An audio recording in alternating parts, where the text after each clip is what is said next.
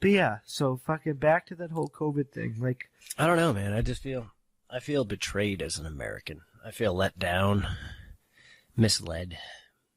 I don't know. I don't know what to say here. I want to stab somebody in the fucking throat.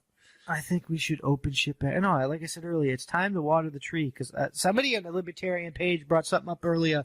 Like, what happens in November if nobody accepts this election? Like, you say, come November, Trump wins, and the Democrats enact that plan to succeed. What do you think's going to happen?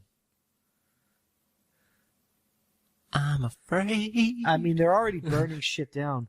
And like in Kenosha, like that dude Jake Black got shot. And yeah, he's not the perfect guy, but I'm not gonna be pro police here either. They shot that dude in the back. Well, let's just go straight to this. You don't shoot a motherfucker in the. I don't like. That's just. Why does anybody? I mean, I'm a warrior. I'm a soldier. I get on the battlefield, and you do it when you're at war. You do what you gotta do. But when you're on the home front, and you're like I don't know. I mean, I wasn't there. I can't really say for sure either way. But like you. Shooting somebody in the back, bro? Yeah. In my opinion, law enforcement specifically, we'll dabble in this for a minute here. Now, when you look at a cop, don't get me wrong. There's some that go for the purpose. They follow the book. They do a bunch of good things. And you can respect that. Yeah, there's assholes in every job. Yeah, wait, let me get to it. And then you get the rest of the police force. Now, then, from that chunk, we'll come back to them. They're going to hold on for a second. You have detectives, which obviously you have to care enough to fucking get there, or at least sucked enough dick, however that went down. Now, when you go back to the rest of the police force here, the best way to explain it, you get fired if you just wait a second. Cop. Let me catch up. If you try to do the right thing, you get fired. Sorry. If you look at the rest of them, the best way to explain it is they're like a fucking football team. You give one of these motherfuckers the ball, and all those motherfuckers are going to run after that motherfucker. So if that one motherfucker just went out there like, I'm going to shoot the fuck out some bad motherfuckers today. I'm just saying. And he got the opportunity to make himself look like king fucking shit. You don't think that dude was just going to jump on it? That's what a lot of this shit is. And the point is these fuckers going to realize. These fuckers going to realize it's like, dude, first of all, to show your dick is bigger is to fucking get the dude down alive and back. No, like, if you're trying, could shoot a if guy, you're trying to show that your dick is bigger, your dick is small. Yeah, you know what I mean? At least fucking do it the hard way. Like fucking, I'd rather you go up to a dude and knock him the fuck out and then bring him to jail and like, he punched me in the face. Well, I had to choose, sir. Did you want me to shoot him fucking dead or punch him in the face? I punched him in the fucking face. This is what I'm getting at, right? So like, I watched the video and the guy walked around his SUV and got in there, and so I can understand why, and he wasn't listening to the police, so I can understand why they're aggravated. Yeah, but they followed him around, and one of them was like right behind him and shit. Like they were right there. They could have just grabbed that motherfucker and threw him down on the ground. They didn't have to shoot him in the back 7 times. Yeah, but then again, they shot him in the back 7 times. I don't disagree. I'm 100% on facts with that to you, but here is a kicker. Let's look at a kicker. So, for instance, as I gathered some information, the guy apparently was at that house numerous times. There's some police reports, blah, blah, blah. Whatever be the case, I don't really fucking care. He broke up a fight. He was going to the fucking car. Guy had a fucking knife going to the fucking car. Cops yelling at him. He should have fucking stopped for the cops. Nobody cares.